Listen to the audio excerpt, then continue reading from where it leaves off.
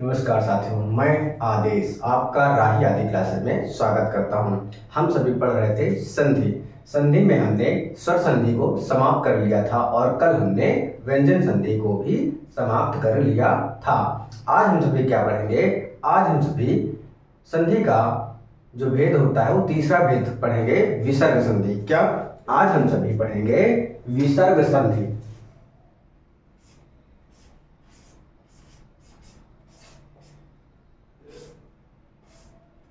विसर्ग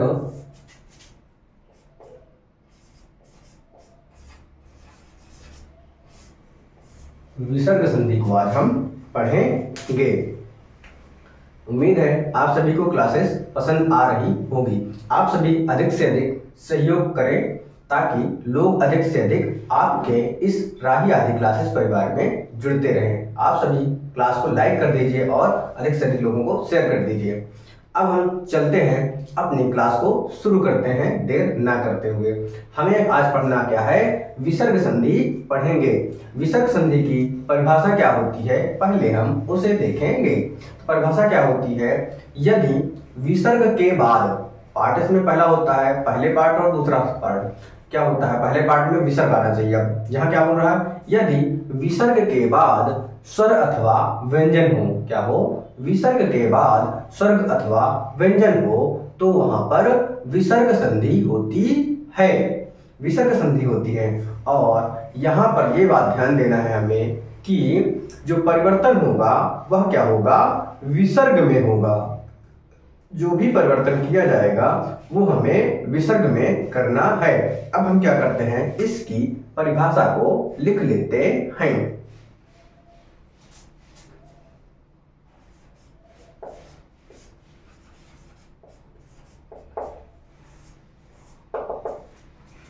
इसकी परिभाषा को लिखते हैं। क्या? यदि किसी विसर्ग के बाद, परिभाषा है यदि किसी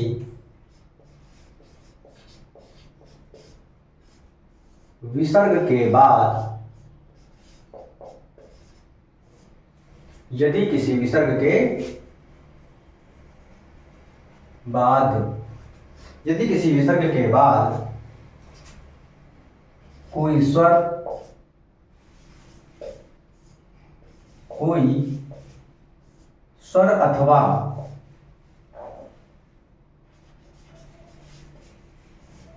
अथवा व्यंजन हो,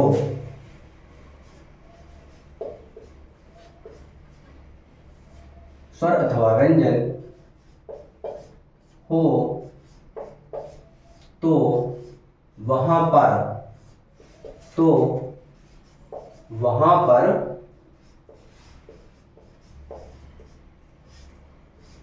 विसर्ग संधि होती है।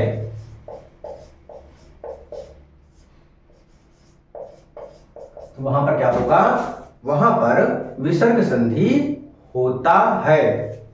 और लिख लेते हैं, वहां विसर्ग संधि होती है और जो परिवर्तन होता है और जो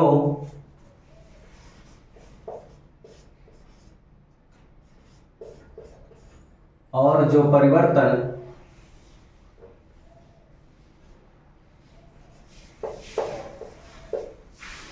होता है वह विसर्ग में होता है। वह विसर्ग में होता है। यह हमारी विसर्ग संधि की परिभाषा हो गई। अब जैसे यहाँ पे लिखा गया है क्या कि जो परिवर्तन होता है वह विसर्ग में होता है, इसको हम एक उदाहरण के माध्यम से देख लेते हैं। आप सभी क्लास को पूरी देखिएगा तब क्लास सही तरीके से समझ में आएगी। ये हमारी विसर्ग संधि की परिभाषा हो गई। लेकिन हम देखते हैं जैसे दो धन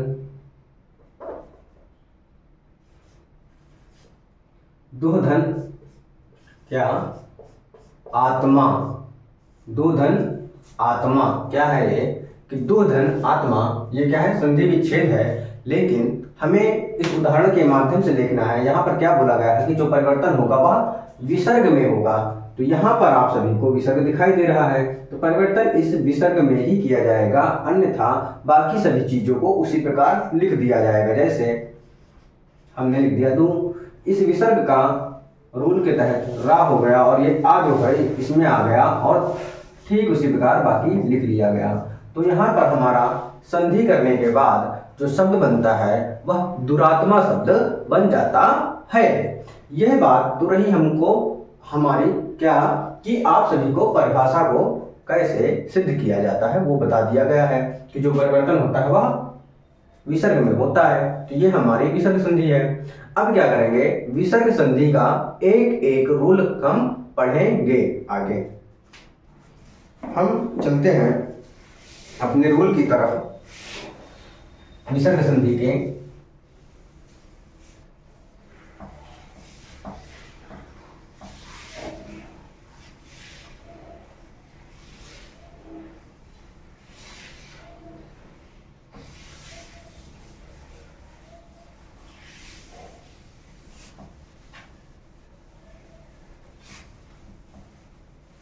जो विसर्ग संधि का पहला रूल होता है, क्या विसर्ग संधि का पहला रूल होगा वह क्या होता है कि यदि विसर्ग के बाद क्या, यदि विसर्ग के बाद च छा क्या च छा आएगा तो हम उसे तालव्य दिशा में परिवर्तित करेंगे, और यदि विसर्ग के बाद टा और ठा आएगा तो हम उसे क्या करेंगे मूर्धन्य दिशा में परिवर्तित करेंगे, और यदि विसर्ग के बाद ता और था आएगा तो हम उसे दंत सा में परिवर्तित कर देंगे।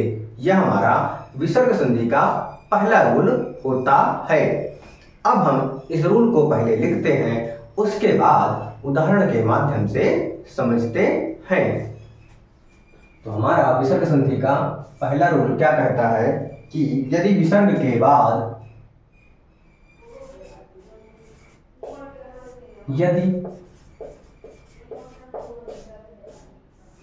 विसर्ग के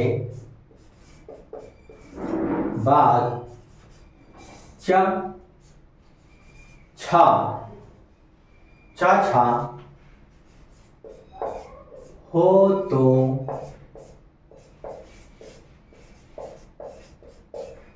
विसर्ग के स्थान पर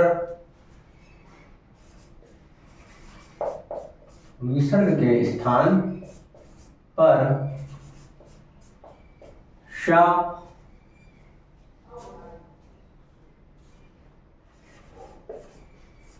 कर देते हैं, सा कर देते हैं, और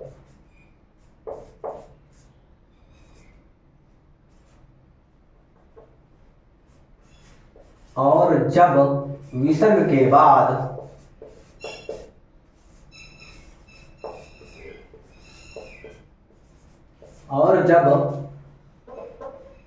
विसर्ग के बाद टा ठा क्या टा ठा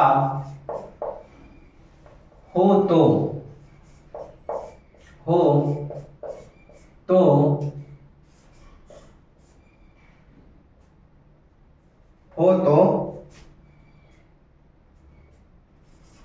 सा में, यानी यहाँ पर क्या लिखा हुआ है, यदि विसर्ग के बाद टा ठा हो तो उसे सा में परिवर्तित कर देंगे,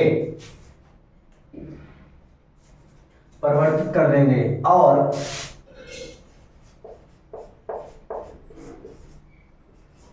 ता था ता या था हो तो विसर्ग के स्थान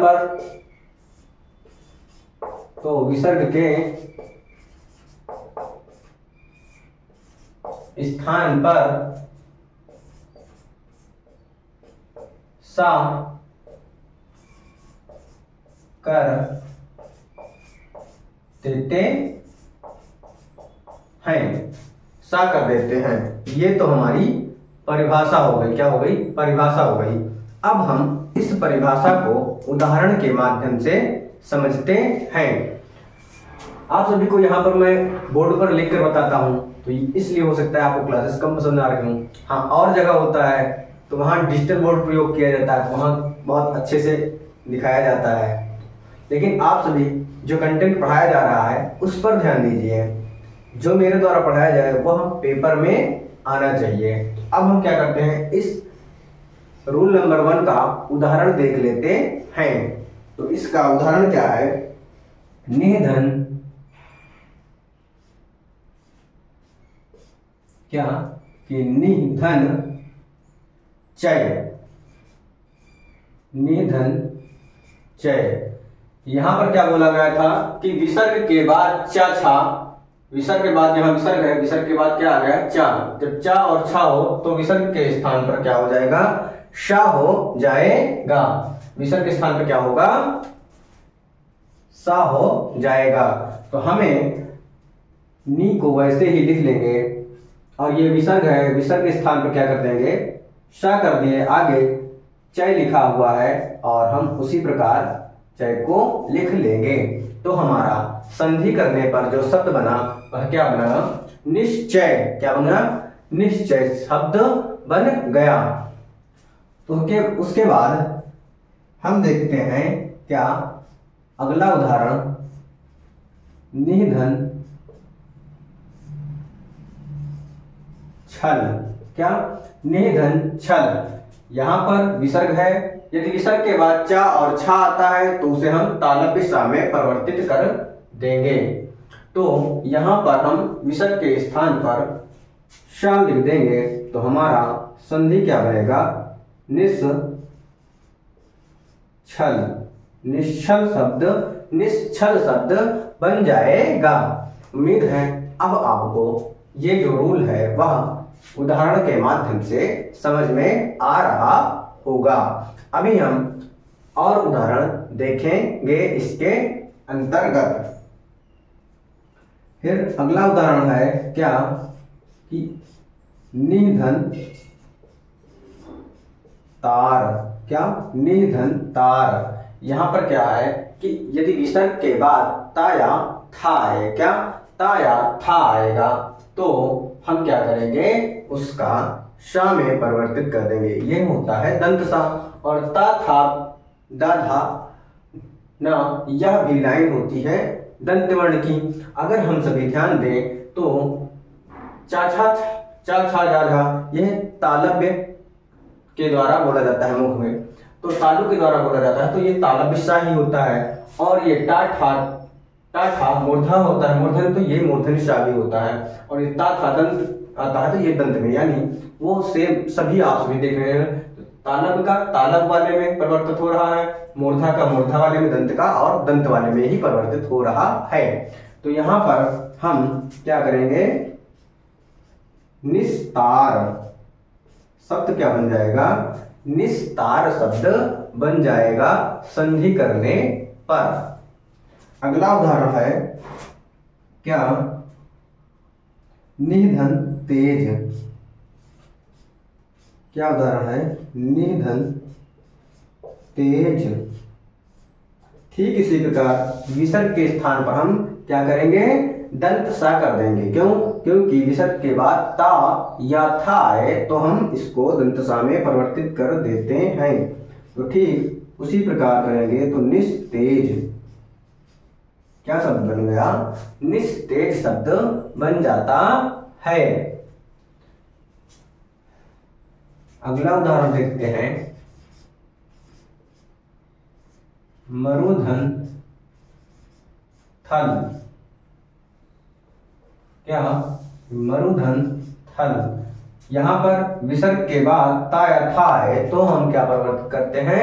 दंत सा में परिवर्तित कर देते हैं। तो ठीक उसी प्रकार करेंगे तो दंत सा में, उसके बाद हम वैसे ही लिख देंगे। तो हमारा संधि करने पर जब शब्द बन जाएगा तो वह क्या बन जाएगा? मरुस्थल शब्द बन जाता है। क्या? मरुस्थल शब्द बन जाता है। अगला है नमः धन, नमः धन ते। क्या? नमः धन ते। यह उदाहरण काफी बार पूछा गया है। तो हम क्या करेंगे, विसर्ग के बाद ता आया है तो विसर्ग का क्या करेंगे, दंतसा में परिवर्तित कर देंगे। तो हमारा जो शब्द बन जाएगा क्या बन जाएगा, नमस्ते। क्या बन जाएगा, नमस्ते। नमस्ते शब्द बन जाएगा संधि करने पर। अगला उदाहरण है, अगला उदाहरण क्या है कि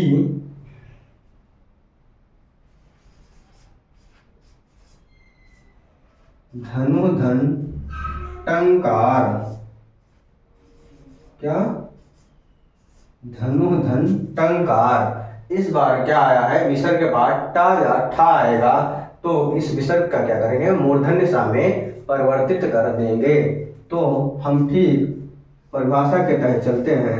तो धनु लिख दिए और विसर्ग का हम मूर्धन्य सा में परिवर्तित कर दिए, आगे उसी प्रकार लिख दिए तो टंकार। तो हमारा शब्द संधि करने पर क्या बना, धनुष टंकार। क्या बन गया, धनुष टंकार शब्द बन गया। उम्मीद है आप सभी को यह रूल समझ में आ गया होगा। अब हम क्या करेंगे कि विसर्ग संधि के अंतर्गत ही अगले रूल पर चलेंगे, जो हमारा आज का रूल नंबर 2 होगा।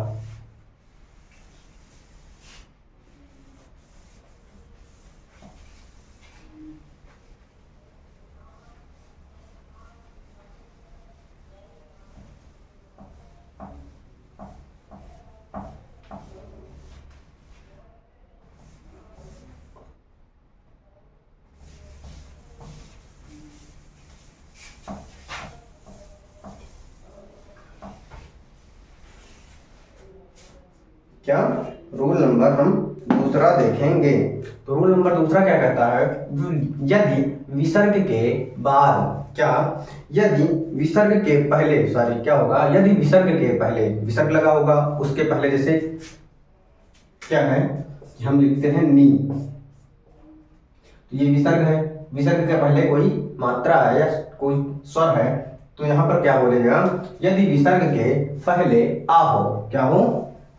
यदि विसर्ग के पहले आ हो और बाद में आ या क्या हो, आ हो, विसर्ग के पहले आ हो और विसर्ग के बाद आ हो, या फिर वर्गीय व्यंजन का, क्या?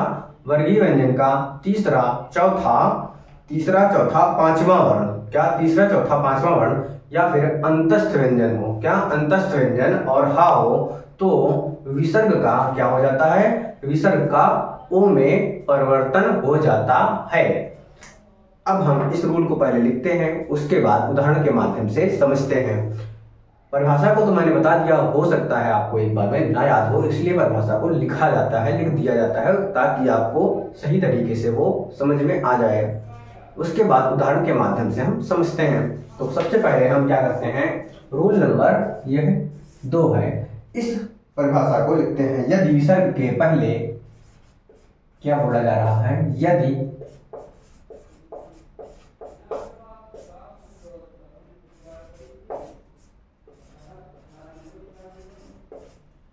विसर्ग के पहले आ हो, क्या हो, यदि विसर्ग के पहले आ हो और बाद में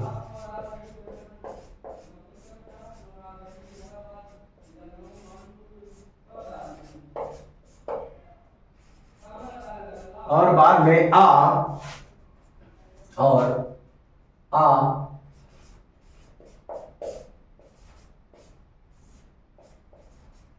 वर्गीय व्यंजन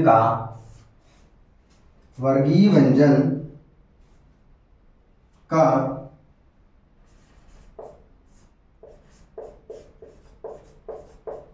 तीसरा चौथा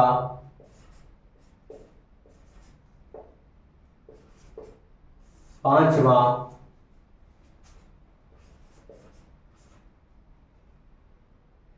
पांचवा अथवा लिखते हैं, अथवा अंतस्थ व्यंजन, अंतस्थ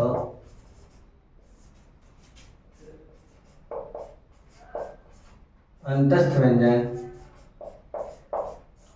और हा हो, क्या, और हा हो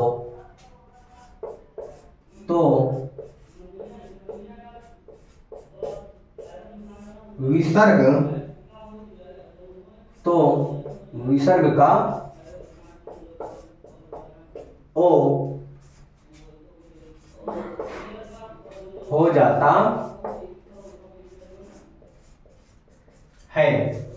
क्या होता है? विसर्ग का ओ हो जाता है। अब हम सभी क्या करेंगे, इसको उदाहरण के माध्यम से समझेंगे।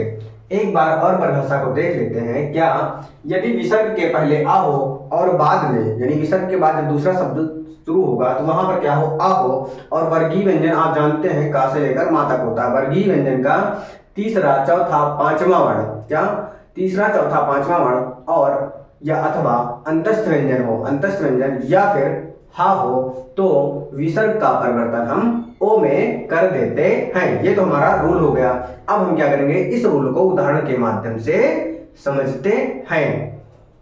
तो हमारा इसमें क्या होगा, पहला उदाहरण क्या होगा, मनः धन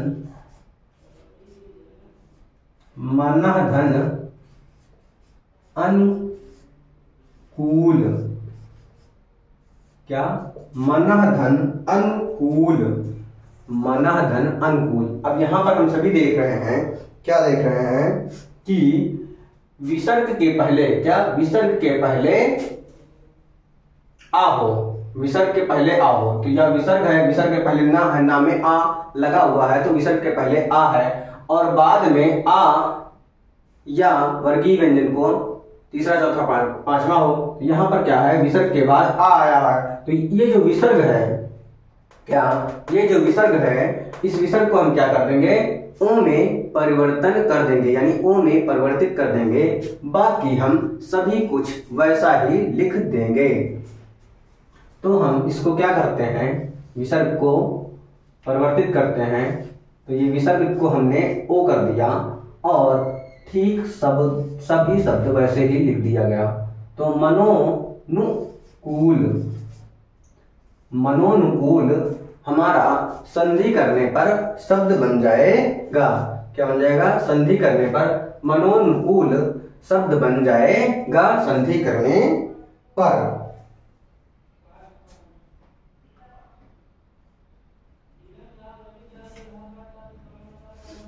उसके बाद देखते हैं क्या, कि मनः धन योग,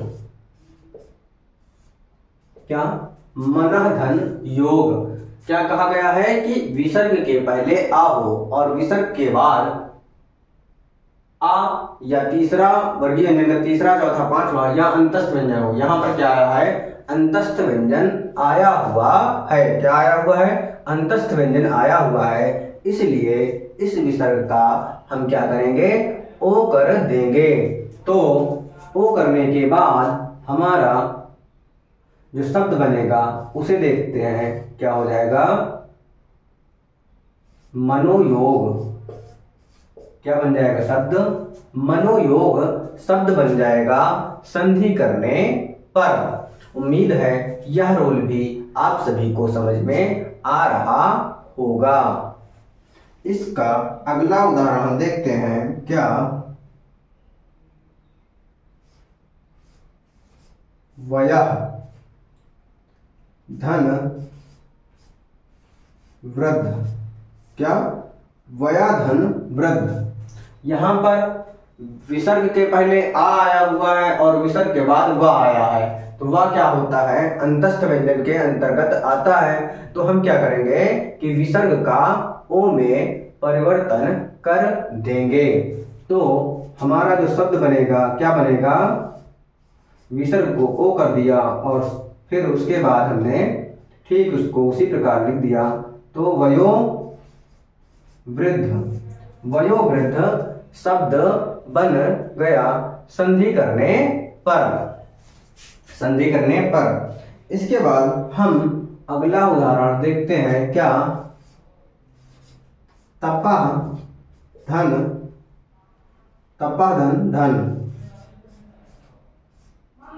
तो यहां पर हम देख रहे हैं कि विसर्ग के बाद क्या आया है? विसर्ग के बाद धा आया है।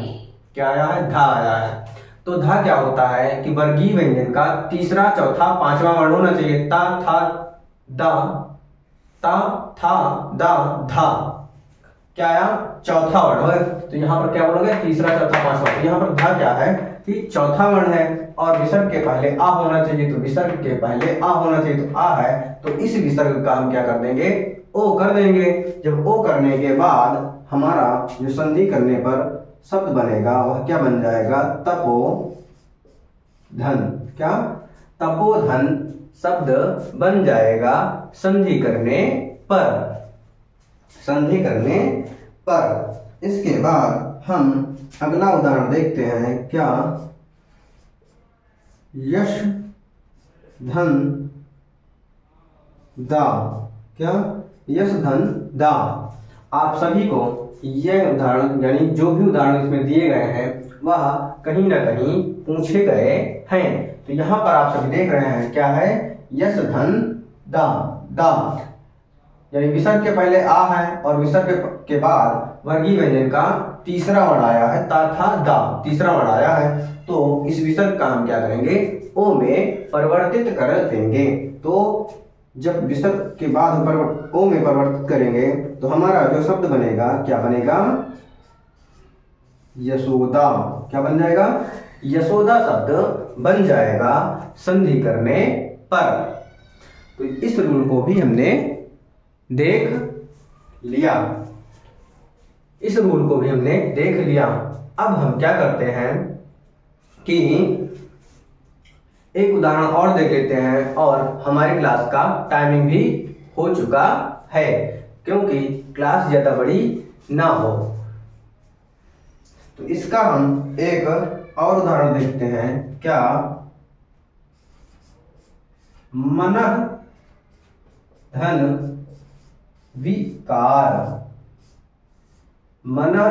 विकार। तो हम क्या करेंगे? विसर्ग के पहले आ है और विसर्ग के बाद वाह है। वाह क्या है? अंतस्थ व्यंजन के अंतर्गत आता है। तो हम इस विसर्ग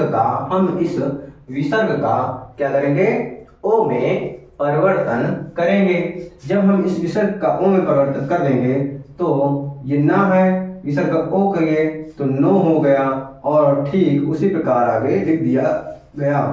तो हमारा संधि करने पर शब्द क्या बन गया? मनोविकार शब्द बन गया। उम्मीद है मेरे द्वारा कराई जा रही क्लासेस आपको पूरी तरीके से समझ में आ रही होंगी। मैं भी अपना पूरा 100% देने का प्रयास करता हूं जो भी मुझे आता है। बस उम्मीद है आप सभी को लोग भी मेरा सहयोग करेंगे। यानी आपको करना क्या है? आपको लोगों से सब्सक्राइब करवाना है। सब्सक्राइब करने के कोई पैसे नहीं लगते हैं किसी के भी। तो आप सभी सब्सक्राइब कीजिए, शेयर कीजिए और क्लास को पूरी देखा कीजिए। ये क्या है? हिंदी है। अगर आप कोई काम भी कर रहे हैं और मोबाइल को चला के सामने रख भी देते हैं तो भी आप देखते देखते पढ़ सकते हैं, क्योंकि हिंदी है, जीके जैसे ये सभी पढ़ा जा सकता है। तो आज की क्लास को हम यहीं पे समाप्त करते हैं। आप सभी को इस क्लास में जुड़ने के लिए आप सभी का धन्यवाद।